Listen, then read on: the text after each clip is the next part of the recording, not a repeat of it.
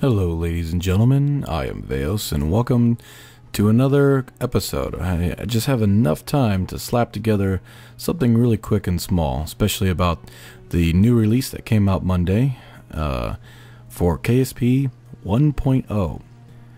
Right off the bat, really cool. If you can see down here, there is a button that allows you to fast forward time directly to the morning, which is kind of nice. That way you don't have to spin carbon around a million times and then say whoa whoa whoa whoa and then stop it and then have to reverse and go back.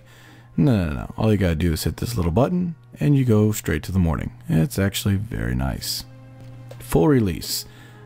Supposedly it's full release, has all the bugs worked out, even though I've already found a few of them. I'll let you find them out for yourself, especially the crashing bug. I've already had it crash once on me already. But that's okay, because of the fact that KSP is going to be worked on and updated. It's not done. It's not over with. It's going to be worked on and updated throughout the years, hopefully for a very long time to come. Now, the clouds that you see in the background, they are, of course, a mod. And the city lights are a mod, and the nice, beautiful star box that's in our surrounding area, that is also a mod. Sadly, KSP does not have clouds yet for stock, and the starry background is that old cheesy one from way back a million years, but they're working on it. They'll get there hopefully soon. Anyway, so some of the new stuff, of course, all, and I do mean all, of my crafts from point 90 down are broken. Yes, ladies and gentlemen, even the Hellrain tank has some parts in it that are no longer able to fit in there correctly. Some new parts in there, well, new skins, I should say. You can view the cockpit inside of this cockpit right here, which is kind of cool. New resource management type of doohickeys. Check that out. You got places to store resources when you go mining. Small one, big one. The new flea solid rocket booster. This is actually not really useful.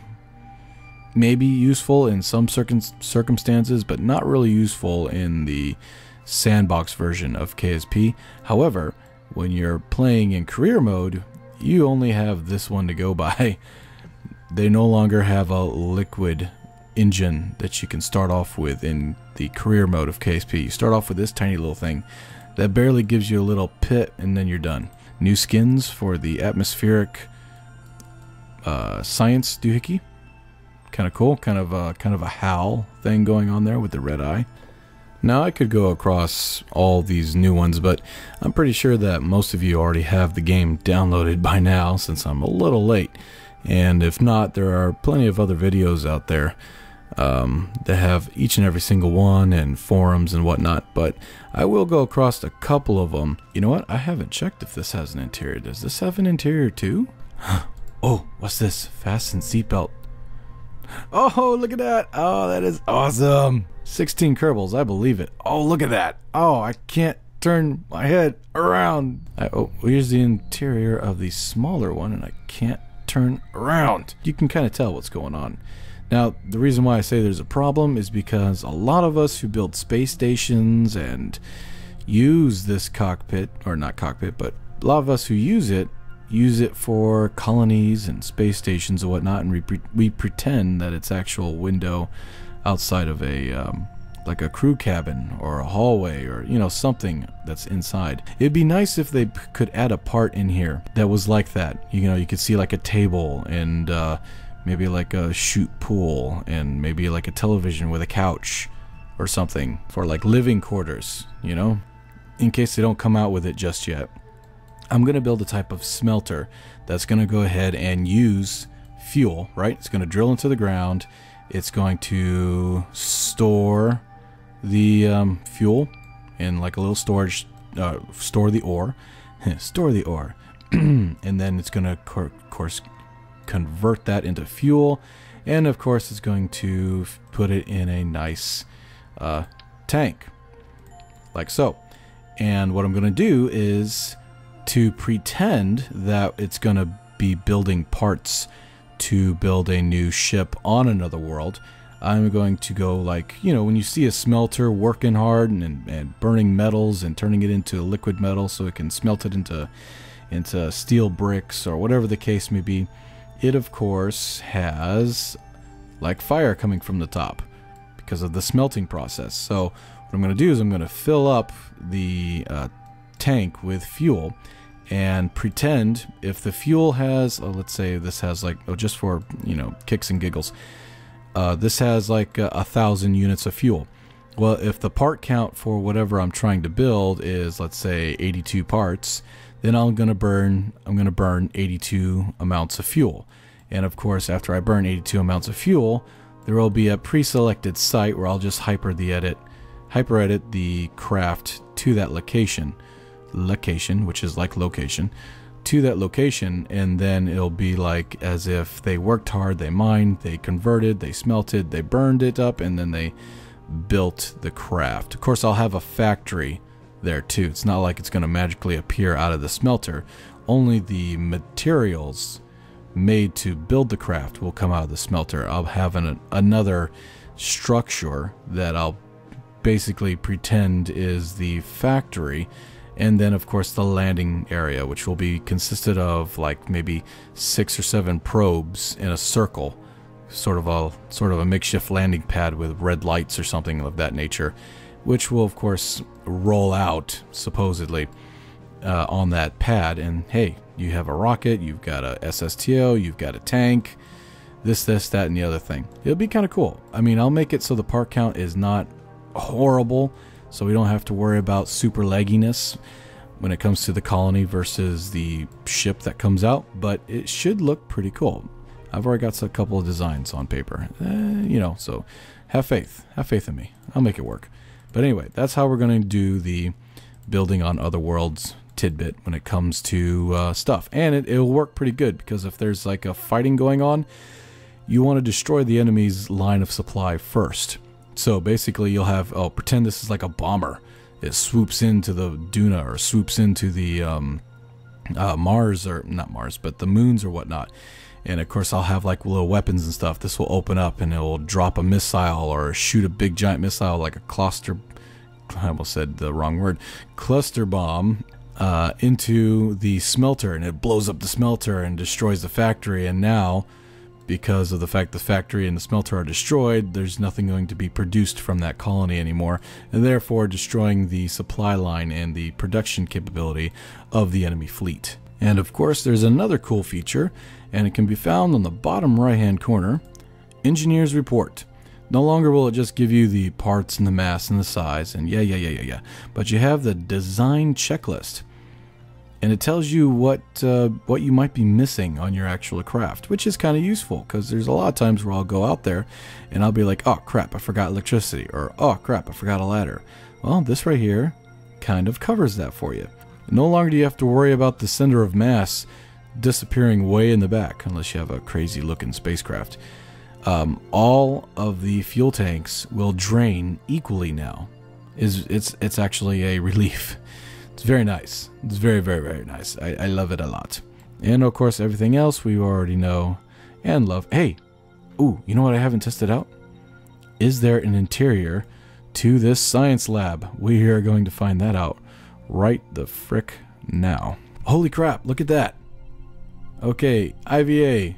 Sweet mama, check that out. Oxygen, water. Can't see out that window. Oh, there's stuff on the bottom too? Are you Oh.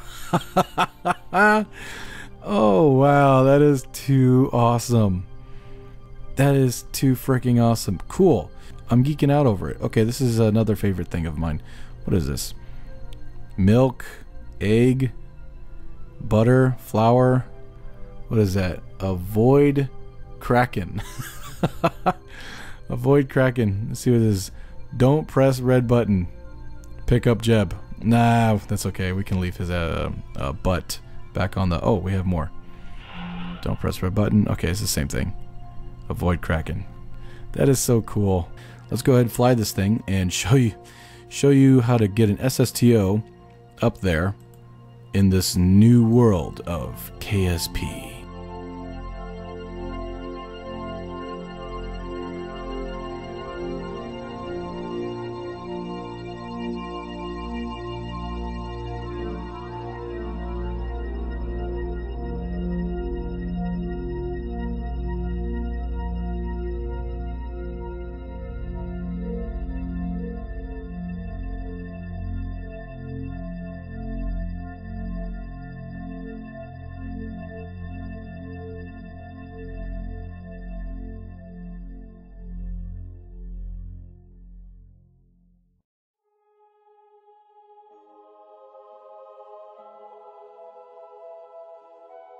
Alright, ladies and gentlemen, now here's the part where you really came for, is the how to fly an SSTO in this new atmospheric model, or this new burn your stuff up and blow you up, and basically it turns all, even air hogging no longer works, because it's no longer how much air you have, aside from the actual engines themselves. If the engine themselves doesn't work very well, if at all, at that altitude, it doesn't matter how many air intakes you got, the engine will slowly start to die.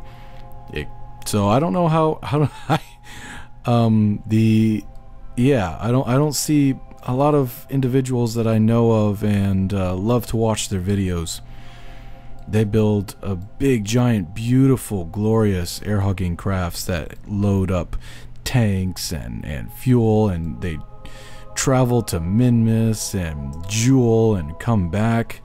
I don't know how they're going to cope with this.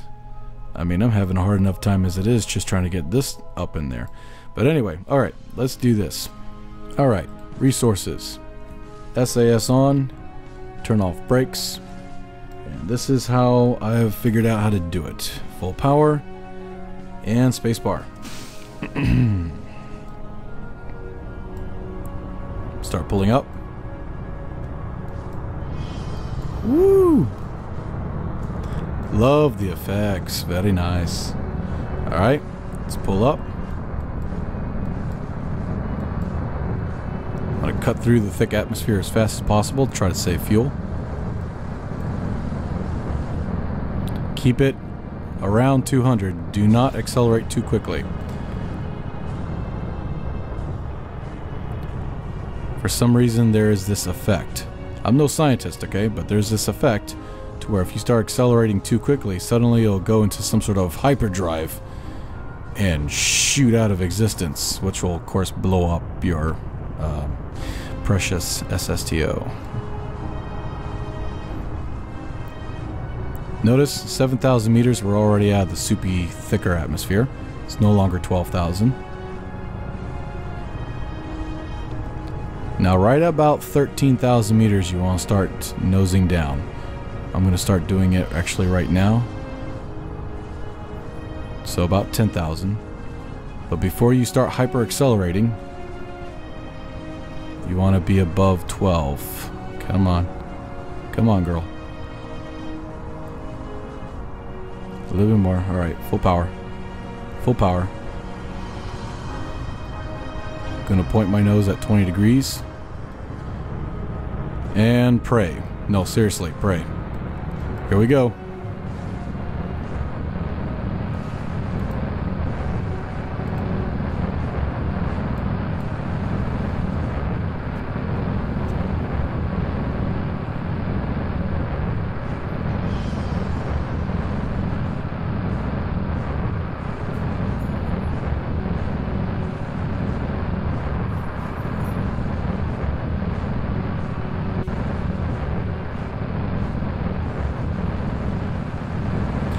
Now hopefully we'll get out of the thicker atmosphere soon, so we don't heat up too badly and explode.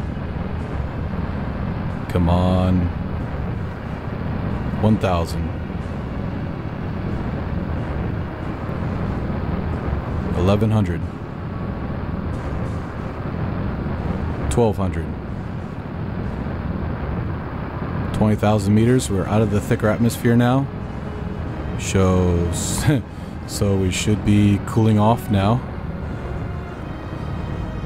1,300. Sounds like we're about to lose jet power. It's going to switch over to R.A.P.I.R. I mean, rocket. Sweet. 1,300 meters per second. Nice. We are slowing down a little bit. That's okay. I've got it on automatic. Come on. There we go.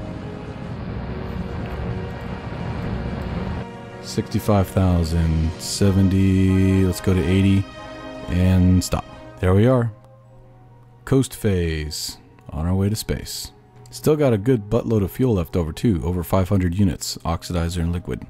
Alright, coming up on our apoapsis, getting ready to burn. In 3, 2, 1, engage.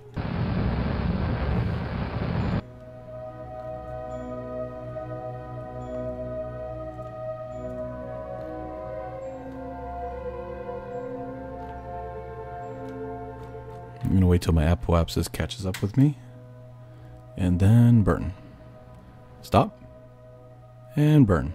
The Z and X key, okay?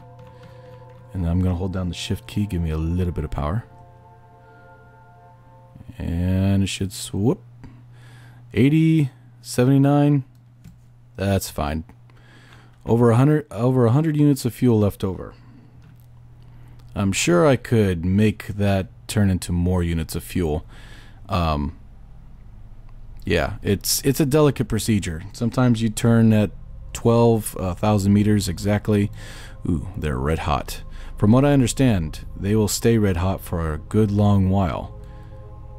Unless it's a bug, and they stay like that forever. You have to get your boost or your power, your speed from the thicker atmosphere, but try to get it at the very, very edge of this thicker atmosphere, so that by the time you get up to speed, you're already in the thinner atmosphere, which will keep the heating from going way over the top. Anyway, all right, hit the lights. Ta-da! Very nice. Maybe a little bit too much red back there. Notice that we're running out of electricity.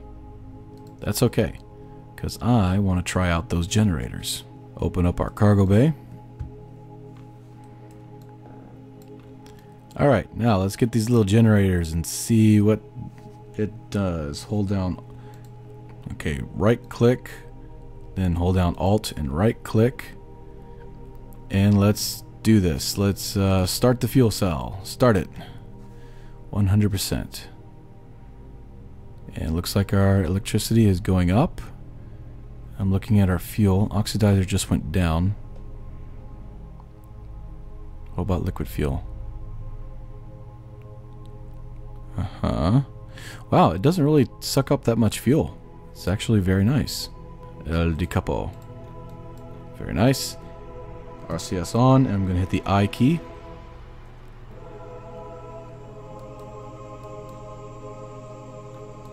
Ta-da! And the 0 key. And we got our miniature little satellite. Aw, isn't it cute? Alright. Let's go ahead and land this thing. Okay, a little bit more. 50's fine, good. Wings are very much alive in this one.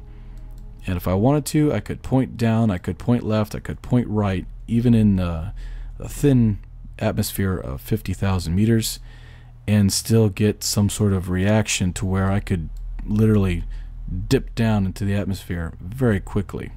Notice how it's not really dropping all that much. And then I do this. Straight down.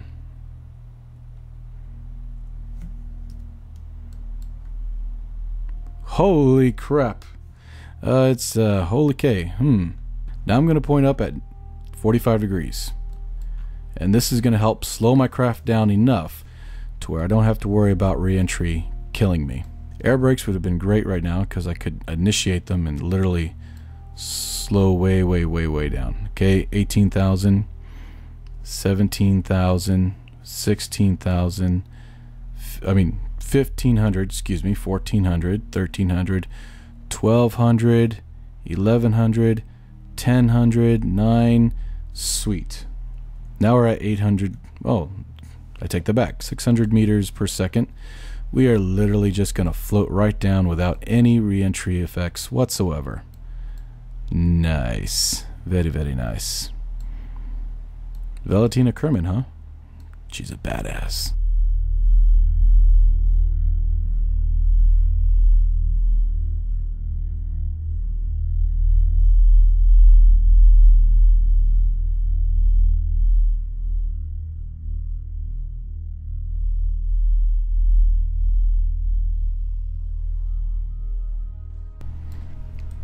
Beautiful.